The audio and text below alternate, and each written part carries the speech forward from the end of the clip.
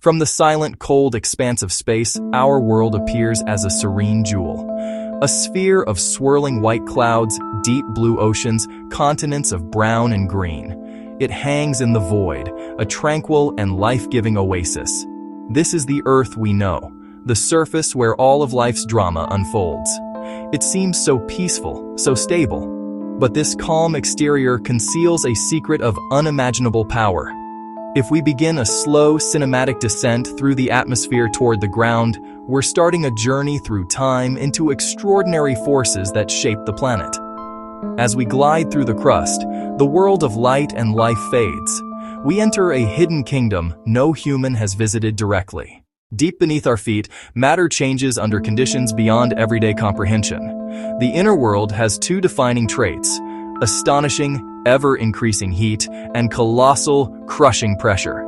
Not the sun's gentle warmth, but primal, ancient heat from the planet's heart, a furnace burning for billions of years. The pressure is unlike anything on the surface. It comes from the sheer weight of rock and metal above. With every kilometer down, the weight intensifies, squeezing materials into strange states. Pressure can turn solid rock into a substance that flows like honey over geological time, and force atoms so close that iron becomes extraordinarily dense. Together, heat and pressure create a dynamic, violent engine driving Earth's geology. We travel toward the planet's core, almost mythical in intensity. These conditions are the legacy of chaotic formation, cosmic collisions, and gravitational collapse. Understanding this hidden world explains why mountains rise, why continents drift, and why, sometimes, the very ground beneath our feet can shake with terrifying force. The serene sphere seen from space is powered by a heart of fire. To truly comprehend the Earth's interior, we must see it not as a single, uniform sphere, but as a world built in distinct and concentric layers, much like an onion. Each layer has its own unique character, its own chemical makeup, its own physical state. At the very surface is the layer we know best, the crust. This is the thin, solid, and brittle shell upon which we live. It is divided into the continental crust, the thinner, denser, oceanic crust that lies beneath the seas. Though it is the foundation of our world, the crust is, in relative terms, no thicker than the skin of an apple, a fragile raft floating on the deeper layers below. Beneath the crust lies the largest and most mysterious of Earth's layers, the mantle. The mantle is a vast region of hot, dense, silicate rock that extends for nearly 3,000 kilometers downwards. It accounts for the majority of our planet's volume and mass. While we often think of it as molten, the mantle is, for the most part, a solid. However, it is a very special kind of solid. Under the immense heat and pressure of the interior, the rock here becomes ductile, allowing it to deform and flow with incredible slowness over millions of years. This slow, churning movement within the mantle is one of the most powerful forces shaping the surface of our planet. As we journey deeper still, we cross a significant boundary and enter the Earth's core. This is the planet's metallic heart, composed primarily of iron and nickel. The core itself is divided into two distinct parts. First, we encounter the outer core, a layer of liquid metal that is in constant, turbulent motion. The temperatures here are so high that even under immense pressure, the iron and nickel cannot solidify. The swirling and flowing of this metallic ocean is of profound importance. It is this motion that generates Earth's protective magnetic field, a shield that extends far out into space and guards us against harmful solar radiation. Finally, at the very center of our planet, we arrive at the inner core. Here, the conditions reach their most extreme. The pressure is at its absolute maximum, a force so staggering that it overwhelms the intense heat. Despite temperatures hotter than the surface of the sun, the iron and nickel atoms are squeezed together so tightly that they are forced back into a solid state. This solid metallic sphere, suspended within the liquid outer core, is the ultimate destination of our journey. One of the fundamental rules of the Earth's interior is that as you go deeper, it gets hotter. This increase in temperature, the geothermal gradient, comes from heat flowing from the core toward the surface. Just a few kilometers beneath our feet, in the deepest mines, the rock is already warm to the touch. That warmth isn't from the sun, it's from the planet itself. On average, the temperature rises about 25,000 degrees per kilometer through the crust. That's why deep mines need complex ventilation systems. Ventilation makes conditions tolerable for workers. The gradient isn't constant everywhere. Through the mantle, the rate of increase slows, yet the total heat still builds to astounding levels. At the base of the mantle, roughly 2,900 kilometers down, temperatures are thought to be around 3,700 degrees Celsius. Hot enough to melt any surface rock, but immense pressure keeps much of the mantle solid and plastic. The heat is a mix of primordial heat from Earth's formation and heat from the slow decay of radioactive elements in the rock. Crossing into the outer core, the temperature jumps again. The outer core is a churning sea of liquid iron and nickel. Temperatures there are estimated between 4,000 and 5,000 degrees Celsius. For perspective, the sun's surface is about 5,500 degrees Celsius. The planet's internal heat now rivals a star. That intense heat drives vigorous convection currents in the outer core, the currents that generate Earth's magnetic field, the invisible shield that makes life on the surface possible. At the inner core, the temperature reaches its zenith. Scientists estimate around 6,000 degrees Celsius at the center, hotter than the sun's surface. It's a mind-boggling, energy-packed environment. This heat is the engine of our planet. It drives the slow, relentless movement of tectonic plates. It powers volcanoes, and it's the source of the energy that shapes the world we see around us. From the gentle warmth under the soil to the stellar heat of the core, our planet burns from within. Alongside the dramatic rise in temperature, a journey into the Earth's interior is also a journey into a realm of ever-increasing pressure. This pressure is a simple yet powerful consequence of gravity. It is the cumulative weight of all the layers of rock and metal pressing down from above. Here on the surface, we live under what we call one atmosphere of pressure, the weight of the column of air above us. This is the pressure our bodies are adapted to, and it feels like nothing at all. But as we descend into the Earth, this force begins to build at a staggering rate, quickly becoming the dominant force governing the state of matter.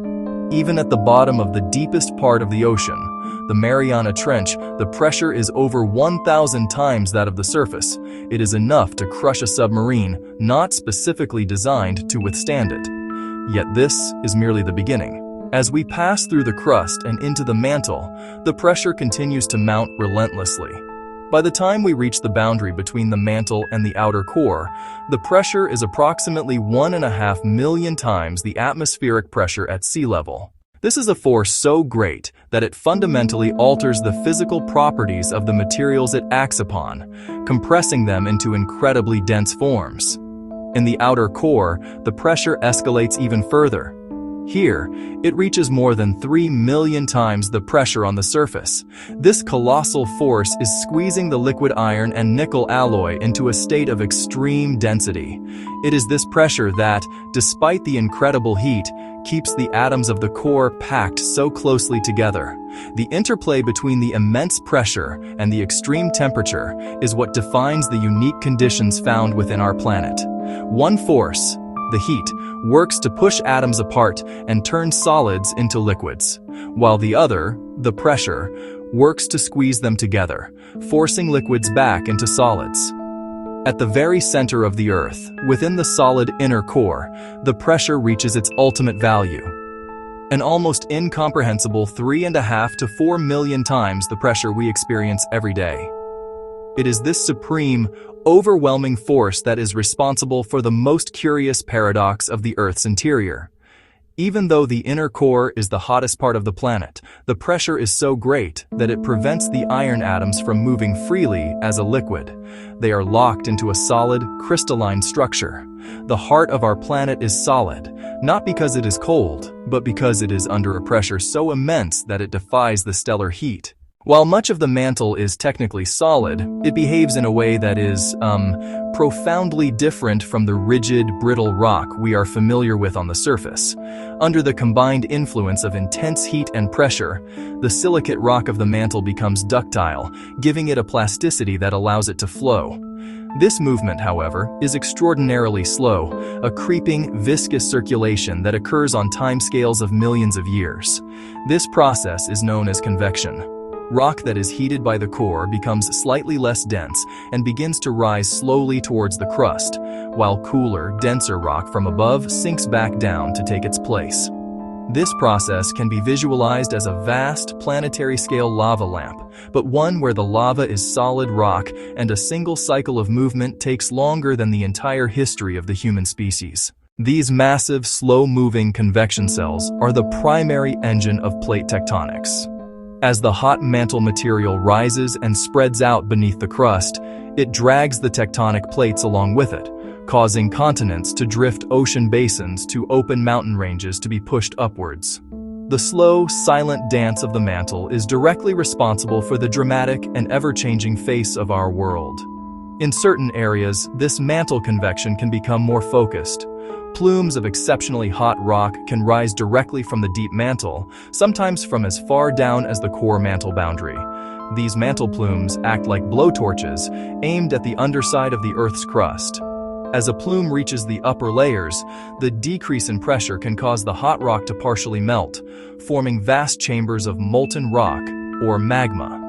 These magma chambers are the direct source for some of the world's most powerful volcanic activity, creating volcanic island chains like Hawaii as a tectonic plate slowly drifts over a stationary hotspot. This underground heat and molten rock are not always so dramatic. They are a constant presence beneath our feet. The heat flowing from the mantle warms the groundwater in the crust, creating natural hot springs and geysers that bubble to the surface. This geothermal energy is a direct manifestation of the fiery world below. The movement of magma within the crust can cause the ground to swell and fracture, a constant reminder of the dynamic forces at play. The world beneath our feet is not static or cold. It is a place of perpetual, slow-motion movement and immense stored heat, a hidden world whose influence is felt everywhere on the surface. At the center of our planet lies its most extreme and enigmatic region, the core.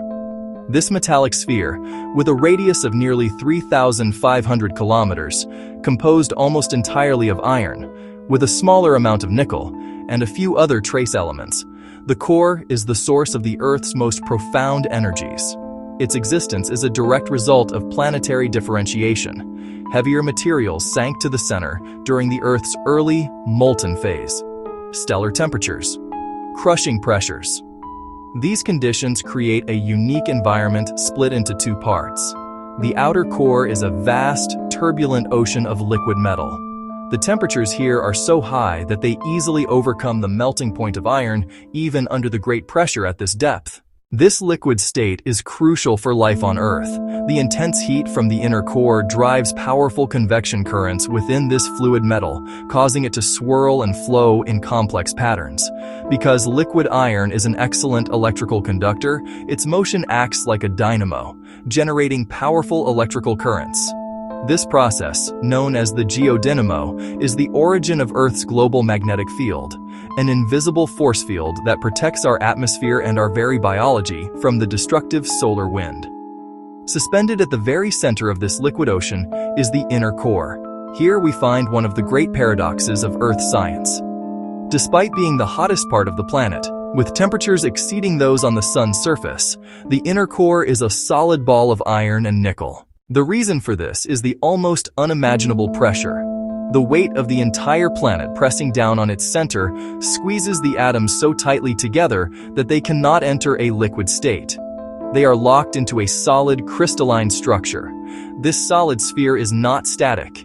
It is believed to be slowly rotating, perhaps slightly faster than the rest of the planet, a motion that may influence the behavior of the liquid outer core surrounding it. The sheer density of the core is staggering. The iron-nickel alloy here is compressed to a density far greater than we see on the surface. This immense concentration of mass at the center of the planet is what gives Earth its powerful gravitational field, holding our atmosphere, our oceans, and ourselves firmly to its surface. The core is, in essence, the planet's anchor and its engine. It is a reservoir of primordial heat, the generator of our protective magnetic shield, and the dense heart whose gravity governs our world. Though we can never visit it, the core is inextricably linked to our existence. How can we possibly know about the layers of the Earth, the state of the core, the movement of the mantle, when our deepest drills have barely scratched the surface of the crust? The answer lies not in direct observation, but in listening to the echoes from the deep. The key to exploring the Earth's interior comes from one of its most destructive phenomena: earthquakes. When an earthquake occurs, it releases a tremendous amount of energy that radiates outwards from its point of origin in the form of seismic waves. These waves travel not just across the surface, but through the entire body of the planet.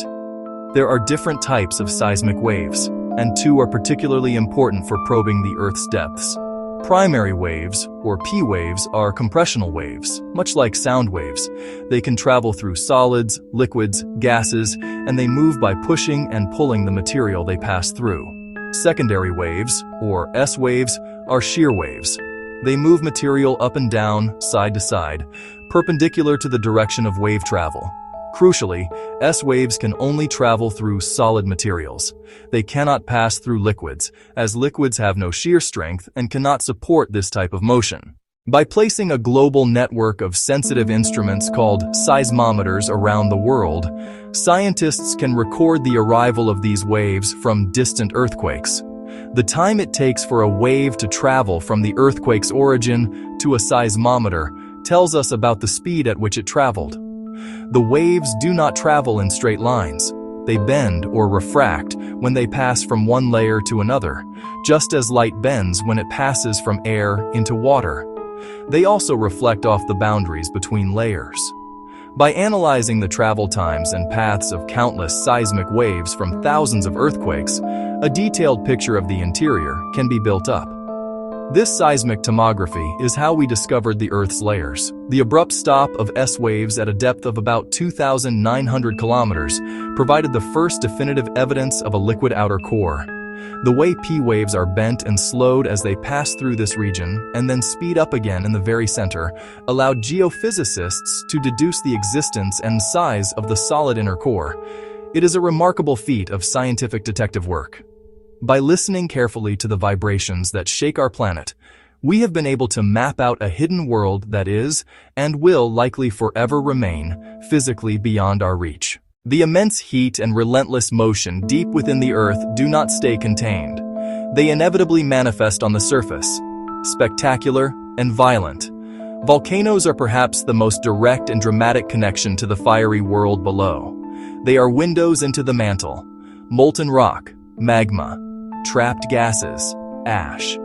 Those materials find a path to the surface and erupt. Most volcanoes are found along tectonic plate boundaries. Where the crust moves, magma gets opportunities to ascend. Subduction zones, one plate forced beneath another. The descending plate can melt, generating magma. Magma rises to form volcanic arcs. Mid-ocean ridges. Plates pull apart. Mantle magma fills the gap, creating new oceanic crust. Chains of underwater volcanoes. Not all volcanoes are at plate boundaries. The Hawaiian Islands, for example, sit in the middle of the Pacific Plate, a stationary mantle plume, a hotspot punching through the crust for millions of years. As the plate moves over the plume, a chain of volcanoes is formed. The oldest islands become dormant and eroded. The youngest, over the plume, stays active. Each eruption is a powerful reminder of the molten world just a few dozen kilometers beneath us. Earthquakes, another result of interior forces. The mantle's slow movement drags the brittle tectonic plates, but the plates do not always slide past each other smoothly. At boundaries, they can get stuck, locked by friction. Mantle push continues. Strain builds over decades or centuries, like a coiled spring. When strain overcomes friction, rocks suddenly slip, releasing stored energy in an instant. That sudden release is an earthquake. Most quakes occur where plates collide, where plates slide past each other, where plates pull apart. The ground shakes as seismic waves radiate from the slip. These tremors are the groans and creaks of our planet's massive geological machinery. They show the unseen drift of continents, driven by mantle convection far below. Volcanoes and earthquakes remind us the Earth's surface is thin, fragile, dynamic, and active. In our journey from the serene view of space to the layers beneath, a composite of surface and interior, we reveal a world of immense power and complexity. The Earth is not a cold, inert ball of rock. It is a dynamic heat engine, driven by primordial heat, driven by radioactive decay through the mantle and crust. This internal heat is the lifeblood of geology. It makes Earth active, evolving, alive. The planet's layered structure controls how this engine works. Solid inner core, the heat source. Liquid outer core, the magnetic field generator. Vast plastic mantle, conveyor for convection. Thin, brittle crust, the stage for geological drama. Strong temperature and pressure gradients increase with depth. Those gradients determine whether material is solid or liquid, or a plastic solid that flows slowly. The engine's effects are visible everywhere. Heat drives mantle convection. Convection moves tectonic plates. Plate tectonics explains continents drifting.